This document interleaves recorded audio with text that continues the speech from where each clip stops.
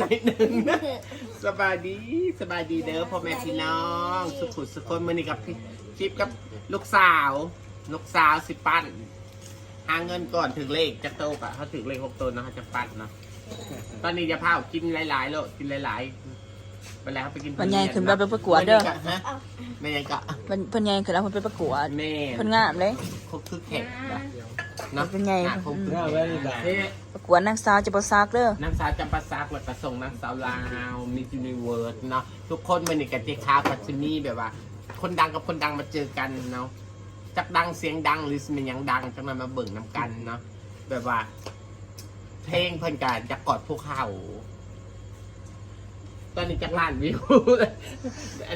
โอ้เห็นบ่เนาะลำละครนี่คนดังกับคนดังกับบิ๊กไงแจ๊กติผู้ชายเลยกว่าไก่วันนี้เนาะเนาะอย่าผิดนะกับครั้งแรกที่เพิ่นเจอกันเนาะฮักเคยเห็นเสือครั้งแรกบ่หรือว่าจังได๋เคยเห็นเราลายเสือแล้วบ่ฮักเห็นตัวจริงนะไกลกันเนี่ยเคยเห็นสมบ่เห็นแต่ในโทรทัศน์น้องมอยเลยว่าทีนะกับเพิ่นกับมันลิ้นนั่นแหละสัมพันธ์ไมตรีแหละค่ะมือกล้องในมือนี่เป็นไผสาวน้อยจังไหนสิให้ไปเบิ่งเพิ่นมั้ยบ่ข่อยสิถือให้สาวน้อยได้นักการนะว่าที่ผัวเจ๊ขาวซื้อนังเกาะบ่เจียสล็อตซื้อแท้แสงอรุณซื้อแท้อรุณครับสล็อตนี่แปลว่าไม่งั้นก็มีบอโต้แน่ก็มีเบาโตอันนี้กับผัวน้อยการเขาเดินคนนะบอโต้บอเจียเบาเจียป้าเจ๊ขาวมูลภาษีเลยภาษีใช่อยู่บุญบกินหมดบ๊บทุเรียน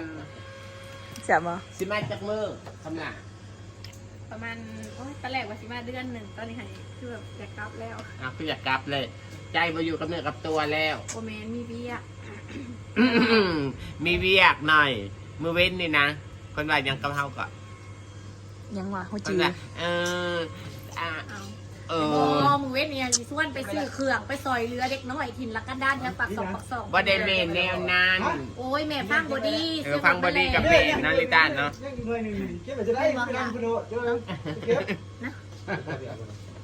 กับสองคนมาเจอกันครั้งแรกแต่ทุกคนกับเพิ่นกับประมาณนี่แหละคือจริงเราบ่เดี๋ยวมันเขาเบิ่งได้อยู่หรือว่าจังได๋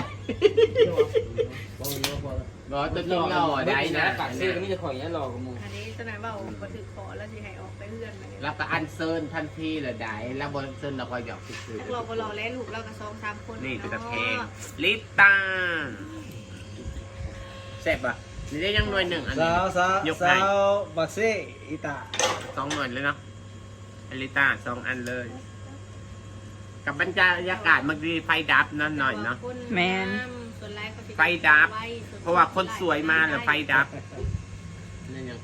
ปกติบนเคยดับได้มีมือดีดับของดีมีของดีมาชิเธออันนี้ให้เบิ่งช้าหน่อยนี่สำหรับบอกว่าชื่อก็ได้นะทุกวัยนั่นเนาะปากในเด้อหลาลำละครเนาะโสดอยู่โสดบ่ลูกบ่หล่อรวยแต่อย่างเดียวกับพ่อเนี่ยโสดขอให้แบบว่ารูปหล่อรวยบ่ต้องอาจจะนิสัยดีกับพ่อนะเอาแบบนั้นบ่แล้วมันกินเจ้าธุรกิจสล็อตบ่ว้าวนี่เข้ากับเกียร์หมดเนาะเกียร์แล้วธุรกิจรูปหล่อรูปบ่หล่อมันคือเข่าไปเมิดบ่มันเข่าไปในเมิดบ่หรือว่าจังได๋คือจังได๋บ่บิ๊กบ่มากเขาไอ้เกียร์เวิร์ดจริงๆบ่เกียร์โซนกันย่อคนตกโอ้จ้ะโซนจ้ะโซนจะบ่โซนแต่พอเป็นมอผีเซลไม่โฟกันต่อนะทุกคนเนาะเอ็กโคเท่าใดก็เดี๋ยวให้สิลองก่อนให้สิเปิดปฐมทัศน์ก่อนวะตอนนี้ทุนนายเลยได้สวยจังเลยนะลูกสาวนี่ไว้ธรรมดานะคะสบัดนิดนึงลิต้ามาสบัดบอมได้เนอะลิต้าเห็นเบิ่งแป๊บเดียวอันนี้มีไอ้เจ้าของบ้านเนาะไพ่นี่คืองามแท้ให้ดูโดนให้งามเนาะให้เบิ่งให้งามเนี่ยย่องกันเองนะฮัลโหลเป็ดบ่ กำลังสิฮัลโหลไม่เป็น ใช้เสื้อแม็กซิม ลองเพลงคอยฟังหน่อยเด้อได้บอกวันได้ บิ๊กพอไปซื้อตู้ไปนี่มาไว้เลยลองเพลงเลย เป็นอย่าง ตอนนี้ห้างเขาปิดบอกว่า เสร็จเนี่ยเสร็จยังบอสต้องบินไปอเมริกาได้ต้องซื้อตั๋วเครื่องบินก่อน แม่อย่าง นะ อ่ะไปเฮ็ดกับแดนซะหน่อยไปเฮ็ดกับซะหน่อยเบิ่งไปหน่อย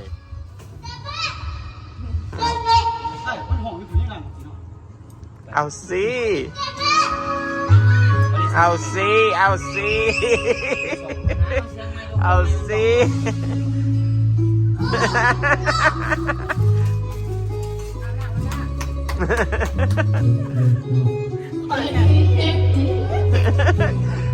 คือเนาะต้องไปแข่งกับอาริต้ากับอาริต้าอาย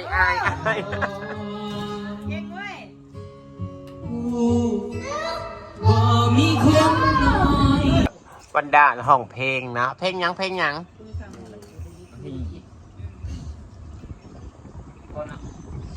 อาเพลงหนึ่งเนาะ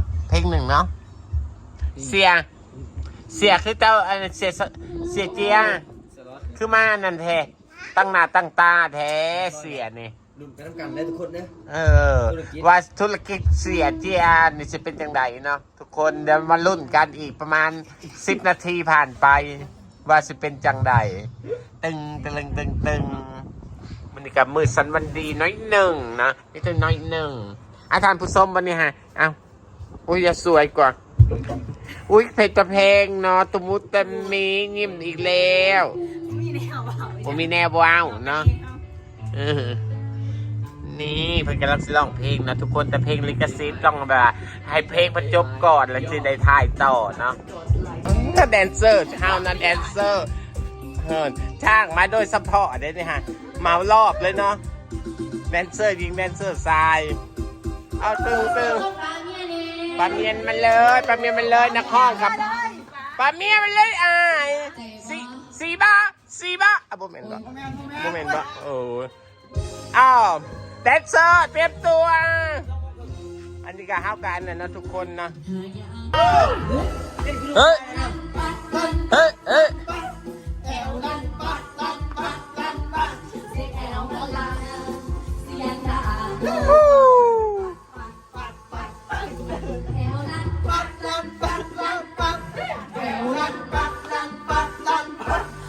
ยับ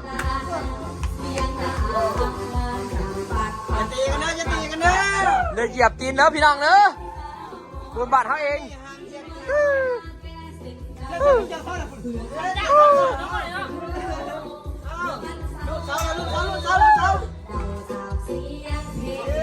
เอ้าเฮ็ดจะเข้าสนายกับบ้ายันตีไพ่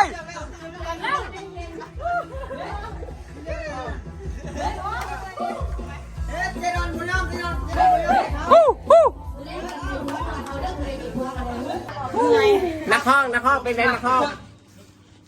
ไงร้ายเนาะ เป็นไงก็ได้เงียบอยู่ เป็นเมื่อยท้องแล้ว ใส่เต็มทีจะคล้องช่องเขาเต้นนะ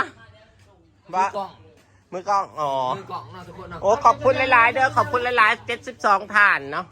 อันนี้ก็คือแบบว่าบรรยากาศแบบไร้สดเนาะแบบว่าเขาเอิ้นว่าอย่างกับม่วนนี่คุณแม่ยังสาวลูก2แม่เห็นสิหาเพลงซ่อนเนาะ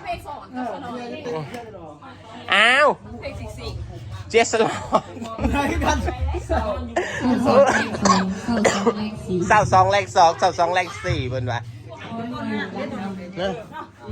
โอ้ยวันก็เมื่อยๆนะทุกคนนะกะดูเบิ่งว่าจะเสร็จยังกันต่อนะสเต้นยังกันต่อนะทุกคนเลยต่างคนต่างเมื่อยปะหน่อยเป็นยังไงเมื่อยแห้งสวะเป็นไงวะเมื่อยปะ เมื่อย เติมบัสลัดฮะ เมื่อยเพราะที่มานั่งในใจคอย เติมบ่ เมื่อย เมื่อย เกิดคนแก่เต้นกันไปว่าสะพัดสะเพอนะเมื่อกี้นี่ฮะ